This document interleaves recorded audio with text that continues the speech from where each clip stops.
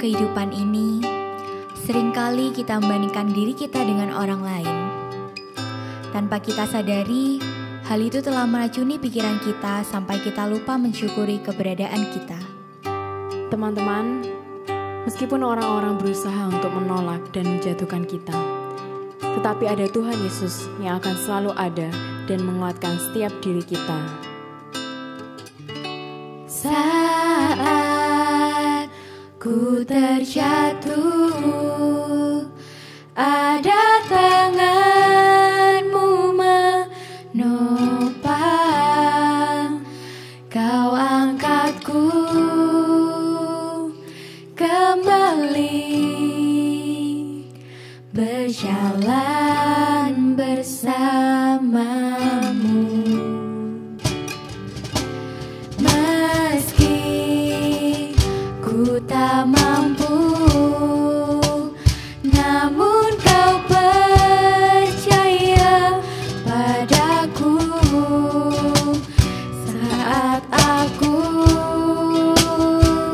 tak percaya lagi akan diriku sendiri.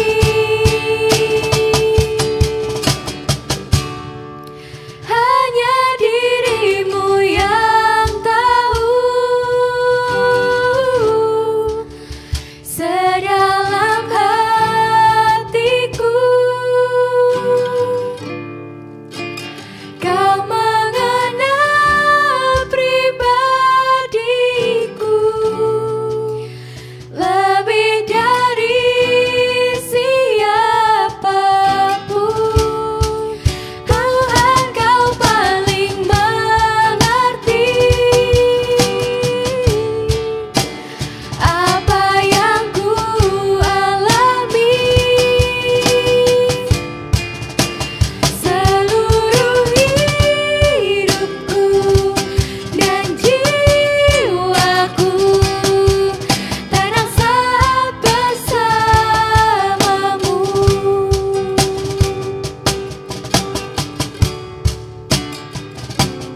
Meski ku tak mampu, namun kau percaya padaku saat aku tak percaya lagi akan diriku sendiri.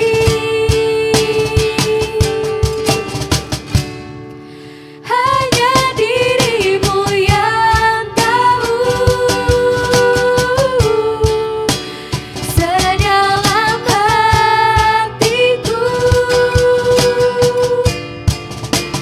Kau mengenal pribadiku lebih dari siapapun. Tuhan, kau paling mengerti apa yang ku alami. Seluruh hidupku dan jiwaku tenang saat bersamamu.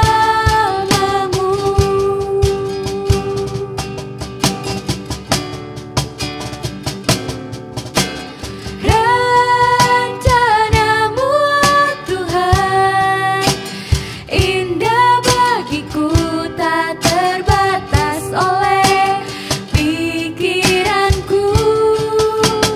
Firman-Mu ya dan amin, sumber kekuatan, kau pengharapanku, kau terbaik bagiku. Kau terbaik bagiku. Kau terbaik bagiku.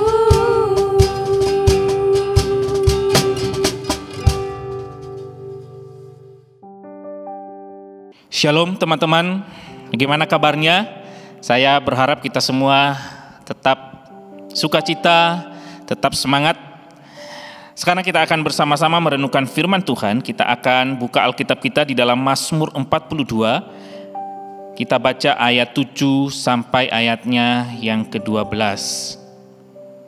Kalau sudah ketemu, mari kita menyimaknya. Saya akan membacakannya bagi kita sekalian.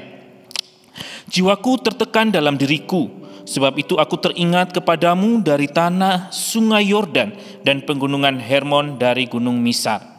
Samudra raya berpanggil-panggilan dengan deru air terjunmu, segala gelora dan gelombangmu bergulung melingkupi aku.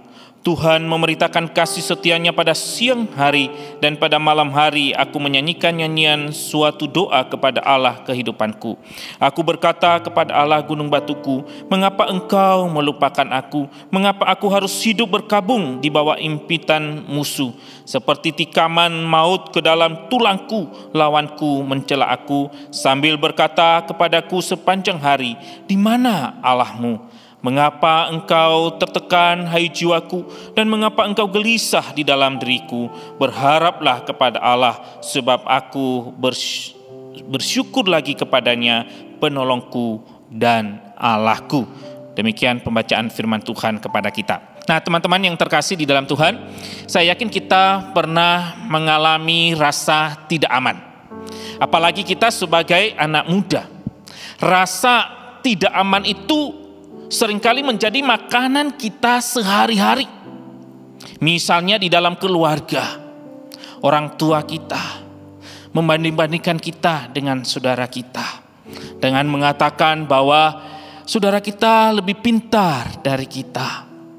Atau mungkin orang tua kita membandingkan kita dengan teman kita yang lain. Dikatakan bahwa teman kita itu penampilannya bagus, lebih pintar, sementara kita tidak demikian. Nah, teman-teman yang terkasih di dalam Tuhan, hal itu membuat kita tidak aman. Hal itu membuat kita tertekan. Atau mungkin juga kita pernah mengalami rasa tidak aman, misalnya di sekolah. Ketika teman-teman kita membuli kita dan mengatakan kata-kata yang kurang tepat, sehingga membuat kita juga mengalami tekanan. Atau mungkin juga bagi kita yang sudah bekerja, di tempat kerja kita dijauhi oleh rekan-rekan kerja kita. Ada seorang teman menceritakan bahwa di tempat kerjanya itu sangat tidak nyaman bagi dia. Kenapa? Karena di tempat kerjanya itu sesama karyawan itu saling sikut-sikutan, saudara. Saling menjatuhkan satu dengan yang lain. Saudara-saudara yang terkasih di dalam Tuhan, inilah realita kehidupan di dunia ini. Tidak ada rasa aman. Hidup ini penuh dengan berbagai tekanan dari sana sini. Nah, teman-teman yang terkasih di dalam Tuhan, saya mau katakan kepada kita bahwa memang di dunia ini tidak ada tempat yang memberikan rasa aman kepada kita. Dunia ini penuh dengan berbagai-bagai kejahatan, saudara. Oleh karena itu jangan pernah kita mengharapkan bahwa ketika saya ada di dunia ini, pasti hidup saya nyaman. Pasti saya tidak mengalami tekanan. Pasti saya mengalami rasa aman. Tidak, saudara. Teman-teman yang terkasih di dalam Tuhan, ketika Tuhan Yesus datang ke dalam dunia ini, Dia dikatakan di dalam Matius 10 ayatnya yang ke-16, dia mengutus murid-muridnya untuk apa? Untuk memberitakan Injil. Dan satu kalimat yang disampaikan oleh Tuhan Yesus ketika dia mengutus murid-muridnya apa, saudara? Yaitu dia berkata, aku mengutus engkau ya seperti disarangnya serigala. Itu artinya apa, saudara? Itu artinya bahwa dunia di mana Tuhan mengutus kita berada di dalamnya, itu bukan tempat yang nyaman, yang aman. Digambarkan seperti tempat atau sarangnya serigala. Dan kita semua tahu sarang serigala itu bagaimana. Itu adalah tempat yang tidak nyaman, tempat yang menakutkan, tempat yang mengerikan. Dan itu dunia di mana kita berada sekarang ini. Nah, saudara yang terkasih di dalam Tuhan, Bagaimana kita menghadapi hal ini? Apakah kita menyerah dan berkata, ya biarin aja. Atau kita menjadi putus asa, kenapa aku bisa hidup di tengah-tengah kehidupan yang seperti ini? Teman-teman yang terkasih di dalam Tuhan, di dalam firman Tuhan yang kita baca tadi, di situ juga kita lihat pemazmur menceritakan bagaimana dia mengalami tekanan yang luar biasa di dalam dirinya. Di dalam ayatnya yang ke-7 di situ dikatakan, jiwaku tertekan dalam diriku. Ada tekanan yang luar biasa yang dialami di dalam dirinya. Memang kita tidak tahu dengan pasti apa tekanan yang dialami oleh pemazmur ini. Tetapi satu hal saudara, bahwa tekanan itu begitu menyakitkan bagi dirinya. Dia menggambarkan dia seperti orang yang sudah jatuh ke dalam lembah yang sangat jurang. Dan dikatakan dia sangat sulit untuk bangkit kembali. Dia tidak bisa bangkit lagi dari kesulitan, dari tekanan yang dia alami. Bahkan di situ dikatakan bahwa musuh-musuhnya itu semakin bergembira gitu ya. Semakin mencela dia. Ya, kamu itu kok seperti itu, di mana Tuhanmu? Jadi dia tambah tertekan saudara. Orang-orang di sekitarnya bukan memberikan semangat kepada dia, tetapi justru semakin mencela dia. Dan hal itu semakin membuat dia semakin tertekan. Nah saudara-saudara yang terkasih di dalam Tuhan, di tengah-tengah keadaan yang demikian, apa yang harus kita lakukan? Ketika kita juga mengalami tekanan yang luar biasa, rasa tidak aman di dalam diri kita, apa yang harus kita lakukan? Apa kita menyerah terhadap keadaan yang ada? Teman-teman yang terkasih di dalam Tuhan, mari kita belajar dari pemazmur ini. Apa yang harus kita lakukan di dalam menghadapi realita yang sangat sulit atau yang tidak aman itu saudara? Yang pertama saudara, kita harus menjadikan Tuhan sebagai sahabat kita. Kita harus menjadikan Tuhan sebagai sahabat kita. Teman-teman yang terkasih di dalam Tuhan, di dalam ayatnya yang ke-10, di situ pemazmur mengatakan, aku berkata kepada Allah gunung batuku, mengapa engkau melupakan aku? Mengapa aku harus hidup berkabung di bawah impitan musuh?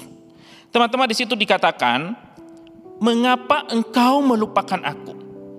Jadi pemazmur merasa bahwa di tengah-tengah kesulitan, tekanan yang dialami, Tuhan seakan-akan melupakan dia. Tuhan tidak peduli kepada dia. Tuhan membiarkan dia. Tuhan membiarkan musuh-musuhnya mencela dia. Dan seakan-akan Tuhan tidak campur tangan untuk memberikan pertolongan di tengah-tengah kesulitan yang dia alami. Sehingga dia berkata, Tuhan, mengapa engkau melupakan aku? Teman-teman pernah merasakan ketika kita jatuh ke dalam masalah yang begitu berat. Tetapi orang-orang yang kita harapkan untuk membantu kita, untuk memberikan semangat kepada kita, untuk menolong kita, ternyata mereka semakin menjauh. Mereka tidak peduli apa yang kita alami, apa yang kita rasakan. Tentu kita sangat sedih. Demikian juga yang dialami oleh pemazmur ini. Dia begitu sedih dengan kehidupannya. Sehingga dia merasa bahwa Tuhan itu sudah melupakan dia. Tuhan itu sudah tidak peduli lagi dengan dia. Nah teman-teman yang terkasih di dalam Tuhan, mengapa biasanya kita merasa tidak aman di dalam diri kita? Atau di dalam kehidupan kita? Karena kita merasa sendirian dalam menghadapi masalah yang kita alami. Teman-teman, semakin kita merasa sendiri dalam menghadapi masalah kita, maka kita semakin merasa tidak aman. Karena kita merasa bahwa hanya diri kita saja yang berjuang untuk menghadapi masalah ini. Kita akan semakin tertekan kalau kita merasa bahwa kita hanya sendirian dalam menghadapi masalah yang kita hadapi. Dan inilah yang dialami oleh pemazmur. Nah teman-teman yang terkasih di dalam Tuhan, oleh karena itu mari kita belajar dari apa yang dikatakan oleh firman Tuhan. Kita bersyukur bahwa Tuhan Yesus datang ke dalam dunia. Di dalam Yohanes 15, sangat luar biasa apa yang dikatakan oleh Tuhan Yesus. Dia katakan bahwa dia adalah sahabat kita. Dia adalah sahabat kita. Dia jadikan sebagai sahabat. Teman-teman yang terkasih di dalam Tuhan, sangat luar biasa bukan? Jadi Tuhan Yesus adalah sahabat kita. Oleh karena itu kita mampu menghadapi segala kesulitan, segala masalah dalam hidup kita. Kalau kita menjadikan Yesus sebagai sahabat kita. Oleh karena itu rekan-rekan, ingatlah bahwa Yesus adalah sahabat. Dia bukan pribadi yang jauh. Dia tidak seperti orang-orang di sekitar kita yang menjauh dari kita. Tetapi dia berkata bahwa kita adalah sahabatnya. Itu artinya bahwa ketika kita punya pergumulan, ketika kita mengalami tekanan yang luar biasa di dalam diri kita, dia siap menerima kita. Dia siap menerima kita apa adanya. Dia siap untuk mendengarkan apa yang menjadi keluh kesah kita. Dan ketika juga Tuhan Yesus mengatakan dia adalah sahabat kita, itu berarti dalam menghadapi pergumulan kita tidak sendirian. Orang-orang di sekitar kita bisa meninggalkan kita. Orang-orang di sekitar kita bisa tidak peduli dengan kita. Tetapi ingatlah bahwa Yesus ada selalu berserta dengan kita. Dia selalu bersama dengan kita. Yang kedua saudara, apa yang harus kita miliki ketika kita mengalami tekanan, rasa tidak aman di dalam diri kita? Yang kedua adalah milikilah pengharapan. Teman-teman yang terkasih di dalam Tuhan, seringkali di masa yang sulit kita kehilangan pengharapan. Kita merasa bahwa ketika kita mengalami kesulitan, kita merasa bahwa tidak ada lagi solusi. Tidak ada lagi jalan keluar dari segala pergumulan, persoalan, tekanan yang kita hadapi. Kita menganggap bahwa semuanya sudah berakhir. Tidak ada lagi solusi dari permasalahan yang kita alami.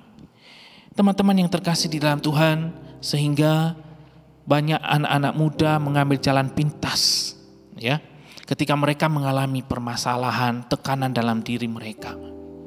Ya, kita lihat banyak yang bunuh diri, ya, bahkan sampai stres, saudara.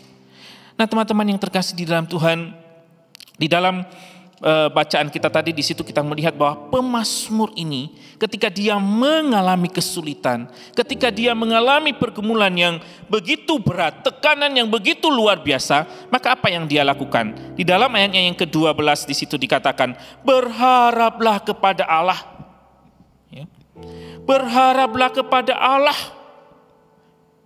Inilah yang dia lakukan, saudara. Sehingga tidak membuat dia terus-menerus hidup di dalam tekanan itu. Tetapi dikatakan dia berharap kepada Tuhan. Dia yakin bahwa Tuhan memberikan solusi dari segala permasalahan yang dia alami. Dia yakin bahwa di dalam Tuhan ada jalan keluar dari segala pergumulan yang dia alami. Teman-teman yang terkasih di dalam Tuhan, harapan itu sangat penting di dalam diri kita. Ada seorang mengatakan demikian, selama masih ada impian, harapan akan selalu ada. Selama masih ada harapan, kebahagiaan pasti akan didapat. Saudara, di sini kita melihat bahwa harapan itu sangat penting. Berharap itu sangat penting. Oleh karena itu, kita harus di dalam menjalani kehidupan kita harus memiliki pengharapan. Ya, dan kepada siapa kita berharap? Tentu kepada Tuhan. Tuhan adalah tempat harapan kita yang sempurna. Dia adalah Tuhan yang sanggup menolong kita, memberikan jalan keluar, memberikan solusi dari segala pergumulan yang kita alami. Nah teman-teman yang terkasih di dalam Tuhan, bagaimana dengan kita? Mungkin saat ini kita sedang mengalami perasaan tidak aman di dalam diri kita. Kita mungkin sedang putus asa, sedang kecewa karena rasa tidak aman yang kita alami. Teman-teman yang terkasih di dalam Tuhan, mari kita belajar dari pemazmur. Saya katakan sekali lagi kepada kita bahwa memang di dunia ini tidak bisa memberikan rasa aman kepada kita. Namun kita bersyukur Tuhan menolong kita. Tuhan memberikan kekuatan kepada kita untuk menghadapi rasa aman itu, rasa tidak aman itu. Oleh karena itu yang pertama tadi, ingat bahwa di dalam menghadapi persoalan itu, tekanan itu, saudara, ingat engkau tidak sendirian. Ada Yesus yang selalu bersama dengan kita. Oleh karena itu datanglah senantiasa kepadanya, berserulah senantiasa kepadanya, karena Dia selalu bersama dengan kita. Yang kedua adalah milikilah pengharapan bahwa segala tekanan yang kita alami itu bukan malapetaka, tapi pasti ada solusi, pasti ada jalan keluar kalau kita berharap kepada Tuhan. Nah teman-teman yang terkasih di dalam Tuhan, saya tidak tahu pergumulan kita. Tetapi saya yakin setiap kita pasti punya pergumulan, mengalami rasa tidak aman di dalam diri kita. Oleh karena itu janganlah putus asa, tapi ingatlah kepada Tuhan yang selalu menyertai dan memimpin dan menolong kita di tengah-tengah pergumulan, tekanan yang kita alami. Kiranya firman Tuhan ini boleh menjadi berkat bagi kita dan menguatkan kita di dalam menjalani hari-hari kita. Tuhan Yesus memberkati kita semuanya. Amin. Mari kita berdoa. Terima kasih Tuhan untuk firman-Mu pada hari ini. Engkau mengingatkan kepada kami bahwa memang di dalam hidup ini Tuhan, tidak ada yang bisa memberikan rasa aman kepada kami. Namun kami bersyukur Tuhan bahwa di tengah-tengah rasa tidak aman itu, Engkau selalu menyertai kami. Engkau selalu memimpin kami. Sehingga ketika kami mengandalkan Tuhan, ketika kami bersandar dan berharap kepada Tuhan, kami mampu menghadapi segala kesulitan, segala rasa tidak aman di dalam kehidupan ini. Berkatilah anak-anak-Mu jikalau selama ini mereka sedang mengalami tekanan dalam diri mereka. Tuhan tolong mereka sehingga mereka terus hidup di dalam pemeliharaan dan kasih Tuhan. Dalam nama Tuhan Yesus kami sudah berdoa. Amin. Kayaknya aku gak berharga deh. Gila, dia cantik banget. Sedangkan aku... Coba aja aku gak gendut. Pasti aku bisa pakai baju apa aja. Bertalenta. Lah aku gak ada apa-apanya dibanding dia. cantik banget. Coba aja aku gak gendut. Dia Pasti mah aku bisa pakai bertalenta. baju apa aja. Lah aku gak ada apa-apanya dibanding dia. Stop! Halo semuanya. Di sini aku mau kesaksian tentang pengalamanku pernah merasakan insecure. Sebelumnya perkenalkan, aku Milka Theopilia. Dan sekarang umurku sudah 20 tahun. Sebelum memulai ini, aku mau bertanya dulu ke teman-teman. Di sini ada nggak yang pernah merasa insecure? Untuk kalian yang sedang menonton video ini, kalau kalian pernah merasa insecure, silakan angkat tangannya. Angkat tangan kalian, jangan malu. Mungkin sekarang kalian sedang rebahan di kamar sendirian, atau sedang nonton ini sama keluarga kalian, atau sama teman-teman kalian. Silakan angkat tangan kalian, jangan ragu. Ya, aku juga pernah insecure. Oke, silakan turunkan tangan kalian. Jadi, kisah ini berawal dari waktu aku kelas 5 SD. Waktu aku sekitar umur 9 tahun, bahkan belum sampai 10 tahun. Dari aku yang masih sangat kecil waktu itu, aku mulai memasuki fase puber, dan akhirnya di sana badanku itu sedikit menggendut. Terus yang paling aku ingat, aku pernah ikut acara keluarga, kayak peresmian rumah baru, dan di situ ada omku dan teman-temannya papaku juga. Terus teman-temannya papaku nih ada salah satu yang ngomong gini ke aku. Ini yang paling aku ingat ya. Nih, kamu nggak malu tah? Perutmu buncit kayak gitu. Dieto loh. Cewek itu jelek loh kalau gendut. Bayangin aku yang masih SD, masih kelas 5 SD, bahkan nggak sampai 10 tahun, umurku masih 9 tahun, udah dapat omongan kayak gitu. Awalnya aku cuek. Mungkin ya udahlah ya, mungkin kata 1 orang 2 orang. Tapi semakin lama aku semakin sering mendengar kata-kata kayak gitu. Kamu kok tambah gendut ya? Loh kok gendutan? Dieto loh, elek loh lek gendutan. Dan itu enggak cuma dari orang lain, bahkan dari keluarga besarku sendiri ada yang bilang kayak gitu ke aku. Itu loh, orang-orang yang menciptakan standar kecantikannya sendiri. Standar kecantikan di mana cantik itu harus kurus, cantik itu harus putih, ganteng itu harus tinggi, pinter itu harus nilainya 8 ke atas. Orang-orang seperti itulah yang menciptakan standarnya sendiri. Aku yang masih SD, tumbuh menjadi anak yang mengira diriku sendiri ini buruk, mengira diriku sendiri ini jelek, karena aku gendut, dekil, jerawatan, dan masih banyak lainnya. Dari omongan-omongan orang itu, akhirnya aku tumbuh memiliki pikiran bahwa aku ini jelek, aku ini gak berharga, aku ini harus merubah diriku. Sampai akhirnya aku beranjak dewasa dan aku banyak mengalami kejadian-kejadian di mana aku akhirnya menyadari kekuranganku itu bukan aku gendut, kekuranganku itu bukan aku dekil, kekuranganku itu bukan aku pendek dan lain-lain. Tapi kekuranganku adalah aku kurang menghargai diriku sendiri. Aku menilai diriku dari apa yang orang lain ciptakan. Aku menilai diriku dari standar orang lain. Aku pernah membaca satu kata-kata yang benar-benar menguatkanku.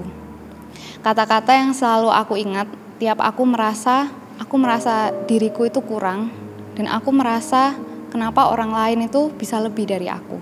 Tiap aku merasa insecure, aku selalu mengingat kata-kata ini. Kata-katanya seperti ini. Kita semuanya tanpa terkecuali memiliki hidupnya masing-masing, memiliki lebihnya masing-masing, kurangnya pun masing-masing. Kata-kata itu benar-benar membuat aku sadar. Kalau aku kurang cantik, it's okay. Kalau aku kurang pinter, it's okay. Aku kurang putih, it's okay. Aku kurang pinter, it's okay. Semuanya it's okay. Yang terpenting adalah knows your worth. Kamu harus mengetahui betapa berharganya dirimu. Efesus 2 ayat 10 juga salah satu ayat yang selalu menguatkan aku, di mana isinya tuh begini. For we are God's masterpiece. He created us anew in Christ Jesus. So we can do the good things He planned for us long ago. Itu yang buat aku yakin aku adalah masterpiece ciptaan Tuhan. Aku tidak perlu merasa aku kurang. Aku tidak perlu merasa aku buruk. Hanya karena aku ingin mengikuti standar kecantikan yang ada di sini. Dan aku harap kalian juga seperti itu. Setiap orang memiliki lebihnya masing-masing dan setiap orang memiliki kurangnya masing-masing, tanpa terkecuali. Aku juga punya kurangku dan kalian juga punya kurang kalian. Dan itu bukanlah hal yang bisa kalian jadikan untuk menghambat kalian, membuat kalian merasa kecil, membuat kalian merasa buruk, membuat kalian merasa diri kalian tuh tak berharga dan jelek. Gak ada seperti itu. Jadi yang harus kalian lakukan pertama kali adalah melihat betapa hebatnya diri kalian. Kalian gak perlu orang lain yang melihat diri kalian hebat. Yang terpenting adalah kalian melihat diri kalian sendiri hebat. Karena yang kalian butuhkan adalah diri kalian dulu. Yang harus mencintai kamu adalah kamu terlebih dahulu. Dan kata-kata yang harus selalu kalian ingat adalah you are enough. Kamu itu cukup. Dengan segala yang kamu punya sekarang, kamu itu cukup. Dan kamu tidak perlu mengikuti kata orang lain, atau kamu tidak perlu menjadi seperti apapun, karena kamu itu sudah cukup.